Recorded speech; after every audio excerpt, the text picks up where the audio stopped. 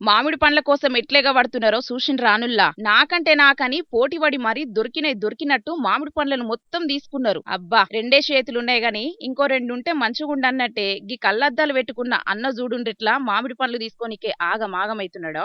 ఇగో గీ పెద్దక్క అయితే మామిడి పండ్లను మొత్తం కొంగు నిండా నింపుకున్నది. అయినా సుతం గిమకు తుర్తి లేనట్టున్నది.